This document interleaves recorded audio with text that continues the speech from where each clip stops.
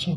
Usually આપણે doctor પાસે તમે જાઓ તો નસ ચેક કરે, એવી જ રીતના આપણી ગળામાં મોટી નસ હોય તો આપણે આ દરમિયાન આપણે ગળાની નસ જ ચેક કરવાની, હાથની નસ નહીં ચેક કરવાની.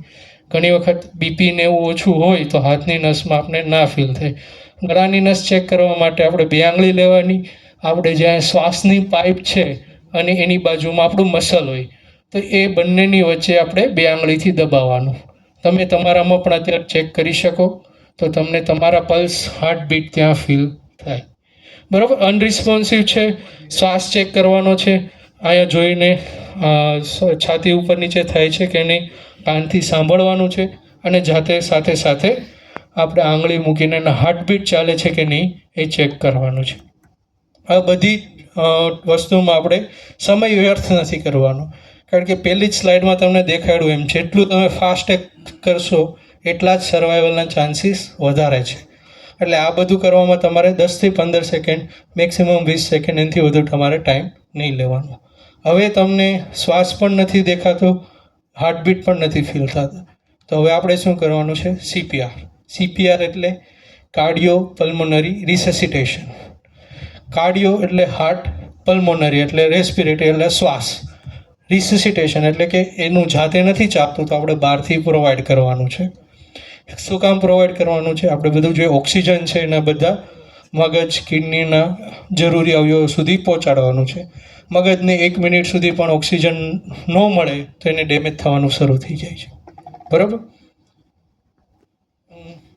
છાતીનું હાડકું છે, હાડ, બરાબર, એ અને આપણી પાછળનું સ્પાઇન, એ બેની વચ્ચે આપણી છાતીમાં હોય. છાતી આપણે દબાવશું એની સાથે હાર્ટ પણ દબાશે. હાર્ટ દબાશે તો હાર્ટની અંદર જે લોહી હશે એ આપણી ધમનીઓમાં જશે અને ધમનીઓમાંથી ઓર્ગનમાં જશે. એટલે મેઇન આપણે હાર્ટને સપોર્ટ કરવા માટે ઉપરથી આપણે છાતી દબાવશું. હવે છાતી દબાવવાની રીત કેવી રીતના છે? સૌથી પહેલાં આપણે એક હાથ સીધો રાખવાનો, એની ઉપર બીજો હાથ રાખીને એની મુઠ્ઠી બનાવી દેવાની. પછી આ હાથની જે હથેળી છે એને આપણે બંને નિપ્પલ છે એની વચ્ચે જે અહીંયા આપણું હાડકું હોય એના ઉપર રાખી અને ત્યાં પ્રેશર આપવાનું છે. આવી રીતના હાથ સીધો રાખી બીજા હાથની એની મુઠ્ઠી બનાવવાની અને ત્યાં પ્રેશર આપવાનું. પ્રેશર કેવી રીતના આપવાનું? જો તમે નીચે સુવડાવેલો છે તો તમે ઘૂંટણ વાળી શકો, અથવા તો કોઈ ઉપર સરફેસ ઉપર બેડ ઉપર સુવડાવેલો છે તો તમે પગ તમારા બેડ ઉપર ચડાવી દેવાના, કારણ કે તમારા ઘૂંટણ પેશન્ટના વિક્ટીમની લેવલ ઉપર હોવા જોઈએ તો તમે વ્યવસ્થિત રીતના CPR આપી શકશો. હવે એના માટે તમારે અહીંથી કોણી સીધી રાખવાની છે, ખભાને એકદમ ઉપર લઈ આવવાનો છે અને તમારી બેકથી અપ ડાઉન થવાનું છે કે જેનાથી તમને થાક ઓછો લાગે. CPR આપવું બહુ જ થાકવાળું કામ છે. તમે એકલા હશો અને લાંબા ટાઈમ સુધી આપવાનો છે, એટલા માટે આ છે.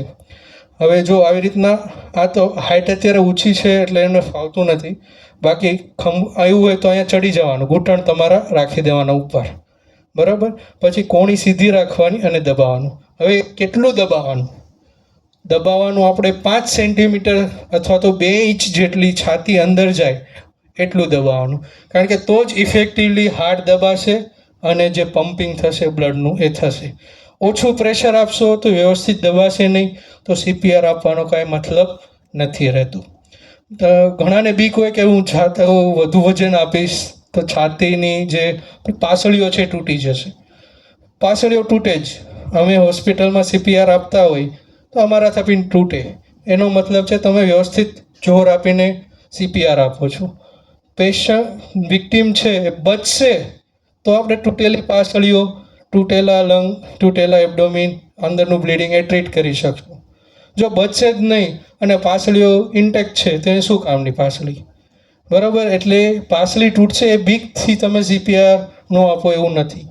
વ્યવસ્થિત રીતના CPR આપો. પાસળીઓ તૂટશે, અંદર લોહી નીકળશે તો એ પછી ટ્રીટ થઈ શકશે જો જીવ બચશે તો, બરાબર. તો આપવા માટે આપણે એટલું ડેપ્થ આપવાની. હવે કેટલા રેટથી આપવાનું?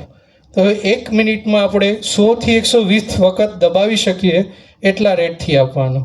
1, 2, 3, 4, 5. એનાથી બહુ ફાસ્ટ આપશો તો પણ કામનું નથી, સ્લો આપશો તો પણ કામનું નથી. હવે આ બધા નંબર છે, બહુ બધા રિસર્ચ થયેલા છે, એના ઉપરથી આવેલો છે કે 100થી 120 વખત આપણે છાતી દબાવીએ એનાથી બેસ્ટ આઉટકમ આવે. તો એના રીતે એ રીતના આપવાનું છે.